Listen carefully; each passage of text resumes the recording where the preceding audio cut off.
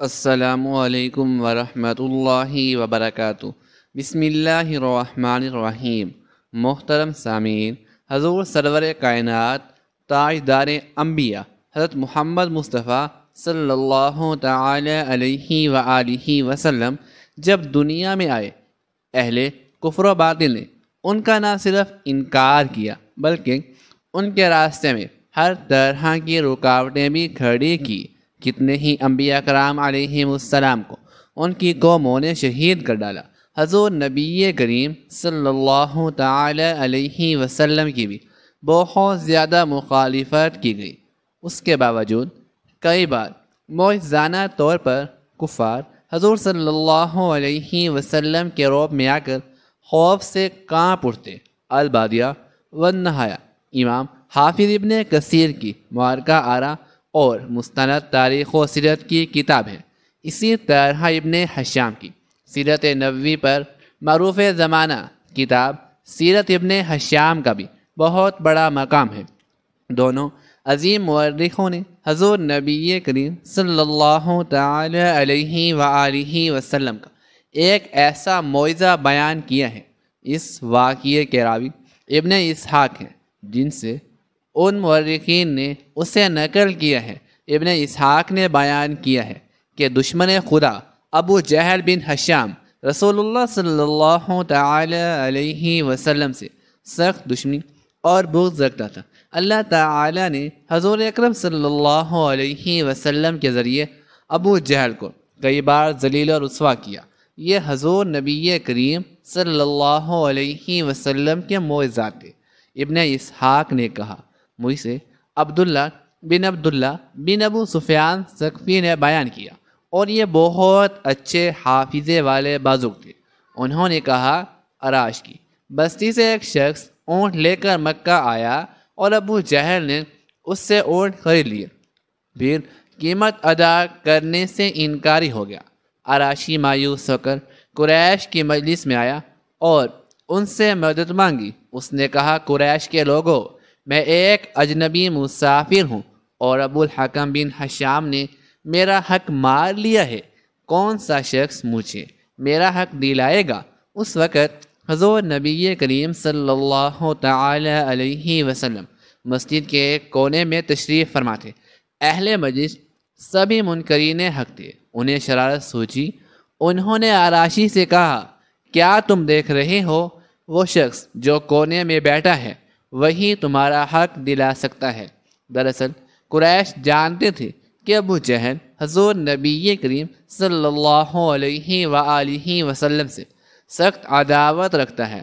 عراشی رسول اللہ صلی اللہ علیہ وسلم کے پاس پہنچ گیا اور جا کر کہا، اے اللہ کے بندے، ابو الحکم بن حشام نے میرا حق مار لیا ہے اور میں اجنبی ہوں۔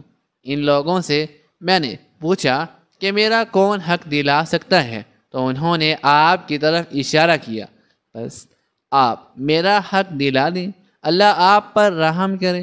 حضور نبی کریم صلی اللہ علیہ وآلہ وسلم اسی وقت اٹھ کھڑے ہوئے اور اس کے ساتھ چل دیے۔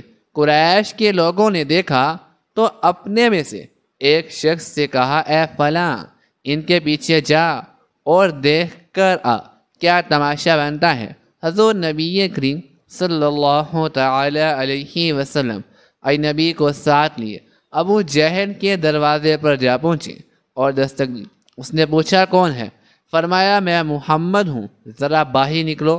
ابو جہل باہر نکلا۔ اس کا رنگ اڑا ہوا تھا اور یوں معلوم ہوتا تھا کہ اس کے جسم میں روح نہیں ہے۔ آپ صلی اللہ علیہ وسلم نے فرمایا، اس شخص کا حق ادا کرو۔ ابو جہل نے کہا، اچھا، میں اس کا حق ادا کرتا ہوں۔ گھر کے اندر داخل ہوا، رقم لے کر آیا اور عراشی کے ہاتھ پر رکھ دی۔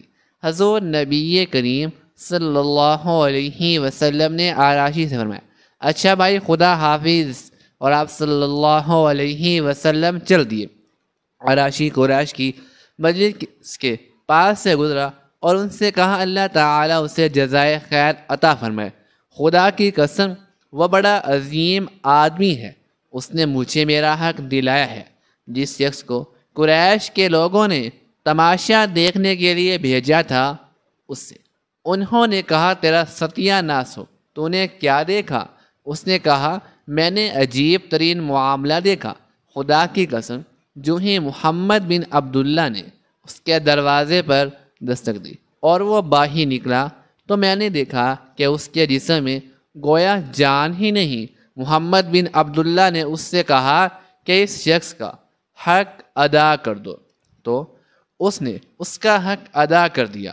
تھوڑی دیر بعد ابو جہل مجلس میں آن پہنچا تو لوگوں نے اس سے کہا تیری تباہی ہو جائے، تجھے کیا ہو گیا تھا؟ خدا کی قسم تو نے جو حرکت کی اس کی ہمیں کبھی توقع ہی نہیں تھی۔ ان کی باتیں سن کر ابو جہل نے کہا تمہاری بربادی ہو جائے، خدا کی قسم جو ہی محمد بن عبداللہ نے میرے دروازے پر دستک دی اور میں نے اس کی آواز سنی تو میرے اوپر رعب طاری ہو گیا۔ پھر میں دروازہ کھول کر باہر نکلا، کیا دیکھتا ہوں کہ اس کے سر کے اوپر فضا میں ایک سانڈ اونٹ معلق ہے اور اس اونٹ جیسی کوہان گردن اور دانت میں نے کبھی کسی اونٹ کے نہیں دیکھے۔ خدا کی قسم مجھے یوں محسوس ہوا کہ اگر میں نے انکار کیا تو وہ اونٹ مجھے کھا جائے گا۔ حضور نبی کریم صلی اللہ علیہ وسلم کا یہ عمل خلق خدا کی خدمت کی بہترین مثال اور اس کے ساتھ اخلاص و جرأت کے اظہار کا بہترین نمونہ ہے۔ آپ نبوت سے قبل بھی مظلوموں اور بے کسوں کے سرپرست اور والی تھے، جبکہ نبوت ملنے کے بعد بھی آپ کا یہ عمل جاری رہا۔ آپ نے ہمیشہ اس حوالے سے بہترین کردار ادا کیا۔ صحیح بخاری میں ہے کہ نبی کریم صلی اللہ تعالی علیہ وآلہ وسلم فرماتے ہیں کہ خاتون جنت سیدہ فاطمہ الزہرا رضی اللہ تعالی عنہا خاتون امت کی سردار ہیں۔ سیدہ فاطمہ الزہرا رضی اللہ تعالی عنہا میرے جگر کا ٹکڑا ہے۔ جس نے اسے تنگ کیا اس نے مجھے تنگ کیا، اور جس نے مجھے تنگ کیا اس نے اللہ کو تنگ کیا۔ جس نے اللہ تعالیٰ کو تنگ کیا قریب ہے کہ اللہ تعالیٰ اس کا مواخذہ کرے۔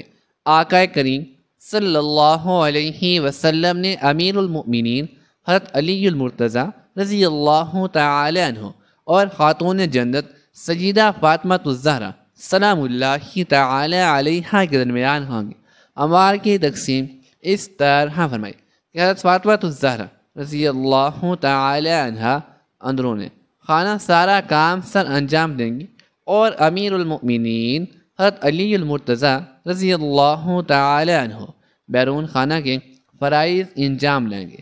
سرکار دو عالم حضرت محمد مصطفیٰ صلی اللہ علیہ وسلم غزوہ احد میں زخمی ہوئے تو حضور صلی اللہ علیہ وسلم کے زخموں کی مرہم پٹی کا بے مثال کارنامہ سر انجام دینے والی شخصیت سیدہ فاطمہ الزہرا کی ہے، اور بخاری شریف میں ہے کہ خاتون جنت سیدہ فاطمہ الزہرا رضی اللہ تعالی عنہ غزوہ احد میں حضور نبی کریم صلی اللہ علیہ وآلہ وسلم کے زخموں کو دھو رہی تھی، اور امیر المؤمنین حضرت علی رضی اللہ تعالی عنہ پانی ڈال رہے تھے۔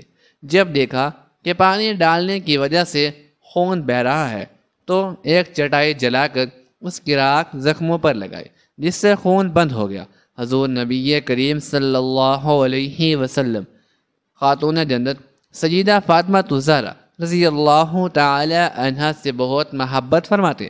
جب ملنے کی غرض سے تشریف لاتے تو حضور نبی کریم صلی اللہ تعالی علیہ وآلہ وسلم ان کے استقبال کے لیے کھڑے ہو جاتے، ماتھے پر بوسہ دیتے اور اپنے ساتھ بٹھا لیتے۔ جب حضور نبی اکرم صلی اللہ علیہ وسلم ان کے ہاتھ تشریف لے جاتے تو خاتون جنت سیدہ فاطمہ الزہرا رضی اللہ تعالی عنہ احتراماً کھڑی ہو جاتی، آپ کے دستے مبارک کو بوسہ دیتی اور اپنی نشست پر بٹھا لیتی تھی۔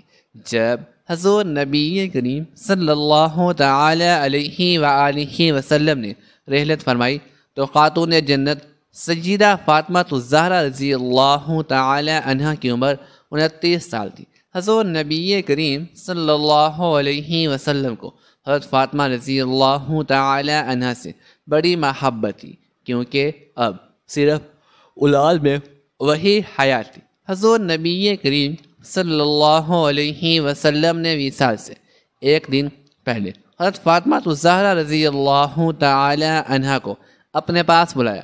جب تشریف لائی تو آپ صلی اللہ علیہ وسلم نے ان کے کان میں باتیں کہیں۔ سیدہ فاطمہ الزہرا رضی اللہ تعالی عنہ آپ دیدہ ہوئی، پھر بلا کر کان میں کچھ کہا تو ہنس پڑی۔ جب خاتون جنت سیدہ فاطمہ الزہرا رضی اللہ تعالی عنہ سے ام المؤمنین حضرت عائشہ صدیقہ رضی اللہ تعالی عنہ نے پوچھا کہ حضور نبی کریم صلی اللہ علیہ وسلم نے کیا فرمایا تھا، تو عرض کرنے لگی کہ پہلی دفعہ آپ نے فرمایا کہ میں اسی حالت میں انتقال کروں گا تو مجھے رونا آ گیا، اور دوسری دفعہ فرمایا کہ میرے خاندان میں سب سے پہلے تم ہی مجھے آ کر ملو گی تو میں ہنسنے لگی۔ ناظرین، ایک بار ابو جہل نے خاتون جنت سیدہ فاطمہ الزہرا رضی اللہ تعالی عنہ کو تماچا مارا، یعنی ابو جہل نے حضرت فاطمہ رضی اللہ تعالی عنہ کو ایک زوردار تھپڑ مارا، اور آپ رضی اللہ تعالی عنہ بہت روئی اور روتے ہوئے اپنے والد کے پاس پہنچی۔ ناظرین، یہ واقعہ آپ سن کر حیران ہو جائیں گے۔ ناظرین، ایک بار ابو جہل اپنے دوستوں کے ساتھ راستے کے کنارے کھڑا ہوا تھا اور بات چیت کر رہا تھا۔ جیسے ہی اس نے دیکھا کہ محمد بن عبداللہ کی بیٹی سیدہ فاطمہ الزہرا رضی اللہ تعالی عنہا آ رہی ہے، وہ اتنا بڑا ظالم تھا کہ اس بد کردار نے حضرت فاطمہ الزہرا رضی اللہ تعالی عنہا کو چڑھانے کے لیے آپ کو آواز دی، اور آپ کے والد محمد صلی اللہ علیہ وسلم کے بارے میں غلط باتیں کہہ کر ہنسنے لگا اور آپ کو چڑھانے لگا۔ حضرت فاطمہ رضی اللہ تعالی عنہا کی عمر اس وقت 6 سال کی تھی اور آپ چھوٹی سی تھی۔ اپنے والد کے لیے ایسے الفاظ آپ برداشت نہیں کر پائی اور آپ کے قدم رک گئے۔ آپ نے بنا کچھ دیکھے ہی ابو جہل سے غصے میں آ کر کہا، اوے ابو جہل، شرم کر، تو جھوٹا ہے، اللہ تعالیٰ نے میرے باپ کو سچا بنایا ہے۔ ابو جہل جو کہ بہت ہٹا کٹا آدمی تھا، اور ایک چھوٹی سی بچی نے اس کی آنکھوں میں آنکھیں ڈال کر آج اسے اتنا سنا دیا کہ اس کا مذاق اس کے دوستوں میں بننے لگا۔ ابو جہل کو اپنی بے عزتی محسوس ہوئی تو اس ظالم نے آگے بڑھ کر چھوٹی سی سیدہ فاطمہ الزہرا رضی اللہ تعالی عنہ کے گال پر ایک زوردار تھپڑ مارا تو حضرت فاطمہ رضی اللہ تعالی عنہ چھوٹی سی تھی۔ اس ظالم کے اس قدر مارنے سے آپ رضی اللہ تعالی عنہ رونے لگے اور روتے ہوئے اپنے گھر دوڑے چلی آئی۔ حضرت فاطمہ الزہرا رضی اللہ تعالی عنہ کے گھر پہنچتے ہی جیسے آپ کی نظر اپنے والد حضرت محمد صلی اللہ علیہ وسلم پر پڑی تو آپ دوڑتی ہوئی حضور صلی اللہ علیہ وآلہ وسلم کے پاس گئی۔ حضرت فاطمہ الزہرا رضی اللہ تعالی عنہ کو روتا دیکھ کر حضور نبی کریم صلی اللہ علیہ وآلہ وسلم بے چین ہو گئے اور حضور کی آنکھوں میں بھی آنسو آ گئے۔ آپ کو سینے سے لگا کر آپ کے آنسوؤں کو صاف کرتے ہوئے کہنے لگے، بیٹی کیا بات ہے، اتنا کیوں رو رہی ہو؟ اے میری پیاری بیٹی، پوری زندگی صبر کے ساتھ گزر گئی، کتنے دن فاقے کیے، لیکن کبھی آنکھ میں آنسو نہیں آئے۔ لیکن بیٹی بتا تو صحیح، آج تیرے رونے کی وجہ کیا ہے؟ خاتون جنت حضرت فاطمہ الزہرا رضی اللہ تعالی عنہ نے حضور نبی کریم صلی اللہ علیہ وآلہ وسلم کو سارا واقعہ بتایا کہ ابا جان، میں راستے سے گزر رہی تھی، راستے میں ابو جہل آپ کو گالی دے رہا تھا، میں نے اس کو جواب دے دیا، پھر ابا جان میرے گال پر اس نے زوردار تھپڑ مارا۔ ناظرین، آپ کو ایک اور بات بتا دیں کہ یہ تاریخ میں پہلے کبھی نہیں ہوا تھا جو آج ہوا۔ یعنی کہ ہمارے نبی صلی اللہ علیہ وسلم کے راستوں میں لوگوں نے کانٹے بچھا دیے تھے، لیکن ہمارے حضور صلی اللہ علیہ وآلہ وسلم ان لوگوں پر کبھی غصہ نہیں ہوئے۔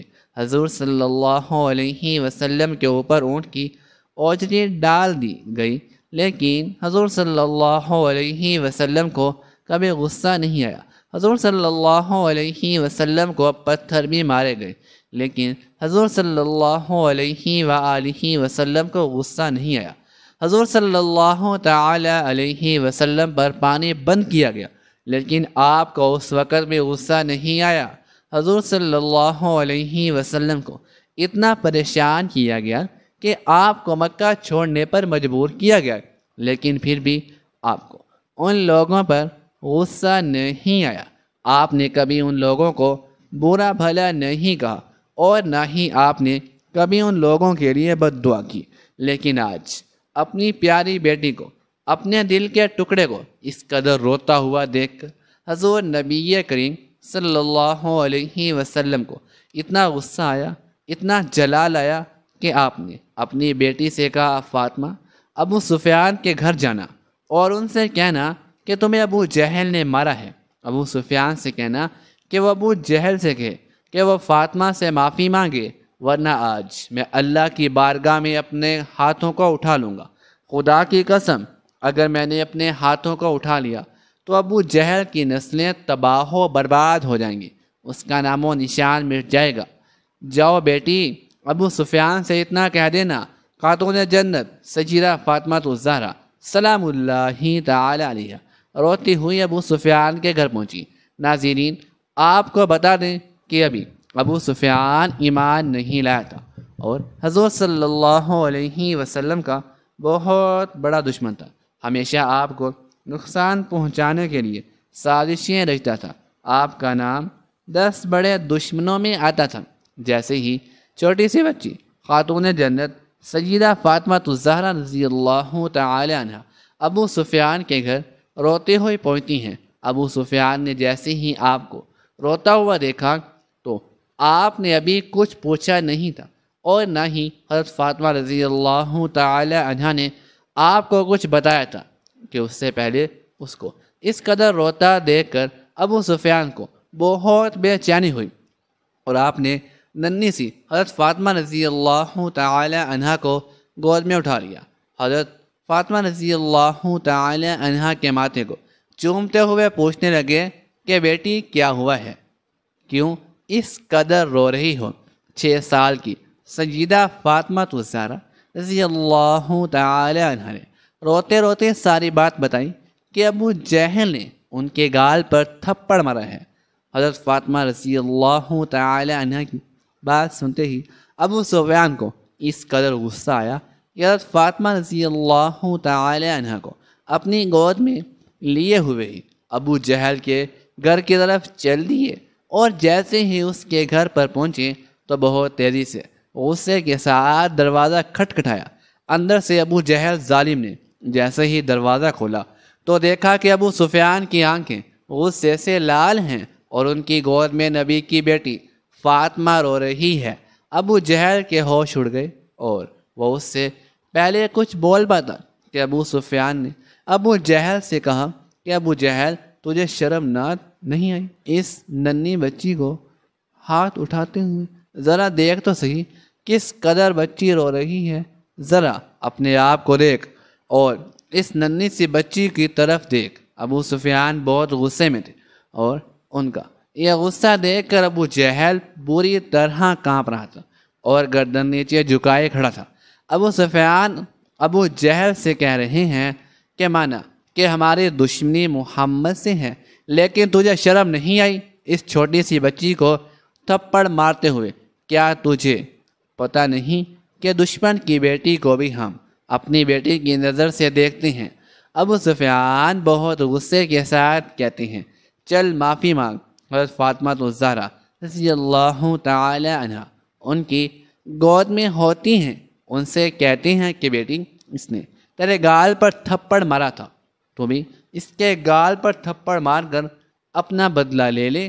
حضرت فاطمہ رضی اللہ تعالی عنہ کہتی ہیں، نہیں نہیں، ہمارے والد نے ہمیں بدلہ لینا نہیں سکھایا ہے بلکہ معاف کرنا سکھایا ہے۔ یہ سن کر ابو سفیان کو اور تیز غصہ آ جاتا ہے اور ابو جہل کو غصے سے کہتے ہیں، ذرا دیکھ اس بچی کی طرف، سیکھ کچھ اس بچی سے، یہ چاہتی تو دل بھر کر تجھے مار سکتی تھی، کیونکہ اسے پتہ ہے کہ ابھی تو کچھ نہیں کر سکے گا، لیکن پھر بھی ذرا اس کی طرف تربیت کو دیکھ۔ اے ظالم، تیرا تھپڑ کھانے کے بعد یہ تجھے معاف کر رہی ہے۔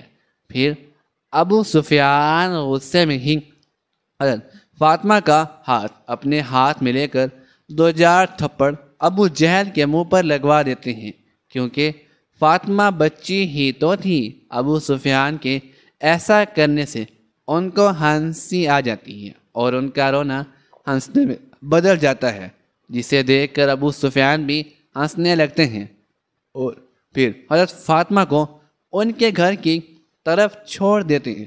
حضرت فاطمہ ہنستی ہوئی جیسے ہی اپنے گھر کے اندر آتی ہے، حضور صلی اللہ علیہ وآلہ وسلم نے جیسے ہی حضرت فاطمہ کو ہنستے ہوئے دیکھا تو آپ کی آنکھوں سے خوشی کے آنسو جاری ہو گئے اور آپ نے اپنی بیٹی کو گود میں لیتے ہوئے پوچھا کہ کیا ہوا بیٹی، بتا تو صحیح کہ تیرے چہرے پر اتنی مسکان کیسے ہے؟